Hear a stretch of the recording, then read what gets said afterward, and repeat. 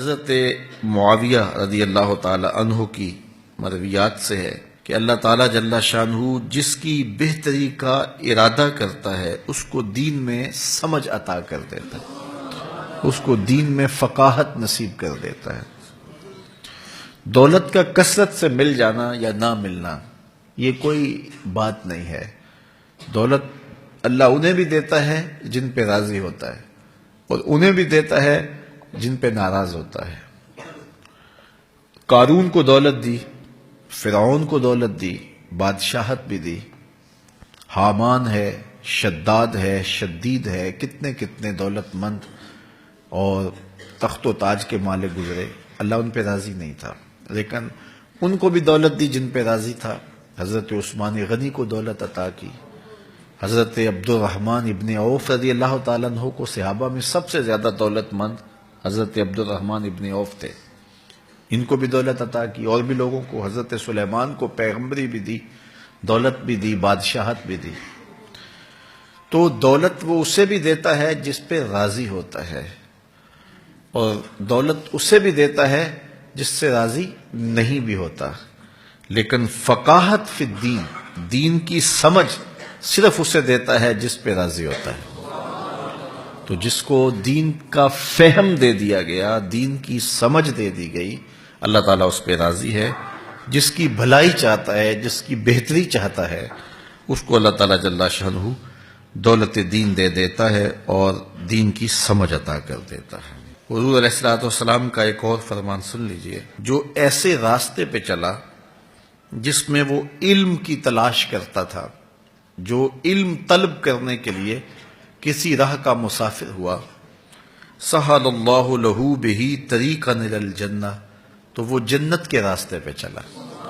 جتنے قدم اٹھاتا ہے وہ جنت کی طرف قریب ہوتا چلا جاتا ہے۔ تو راہ علم کے سفر میں اللہ نے اتنی برکتیں رکھی ہیں۔ حضرت سلیمان علیہ السلام کو اللہ نے اختیار دیا، یا دولت لے لو، یا بادشاہت لے لو، یا پھر علم لے لو۔ ان تین چیزوں میں اللہ نے ان کو ایک چیز اختیار کرنے کا اختیار دیا، یا دولت لے لو، یا بادشاہت لے لو، یا علم لے لو۔ انہوں نے کہا مالک مجھے علم دے دے۔ کہا اچھا تو نے علم کو اختیار کیا، دولت اور بادشاہت اس کے صدقے دے دی۔ ایک زمانے میں ایک ملک نے دوسرے ملک پر قبضہ کر لیا، تو جو بادشاہ وقت تھا اس کو گرفتار کر لیا۔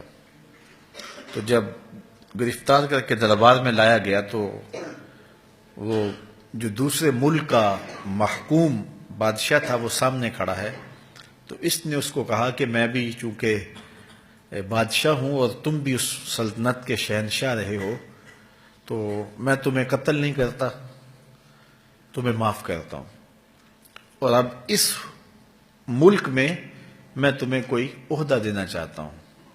اب تم بتاؤ تم کون سا عہدہ قبول کرو گے؟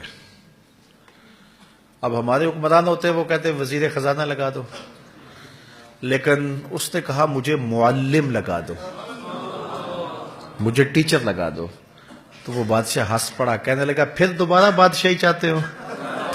تو یہ بادشاہی ہے، یہ شہنشاہی ہے۔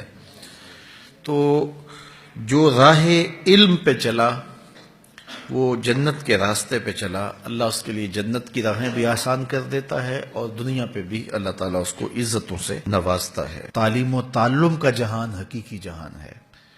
تو باقاعدہ 8 سال کا کورس کرے یہ تو ہر شخص کے لیے ممکن نہیں ہے، لیکن سب کے اوپر لازم ہے کہ وہ ضروریات دین سیکھے۔ ان میں نماز، روزہ، حج، زکوٰۃ، اگر کاروبار کرتا ہے تو کاروبار کے مسائل، اسی طرح جو ہے وہ کفر، اسلام، بنیادی عقائد، یہ وہ چیزیں ہیں جو ہر ایک شخص کے اوپر جو ہے وہ سیکھنی واجب ہیں اور ضروری ہیں۔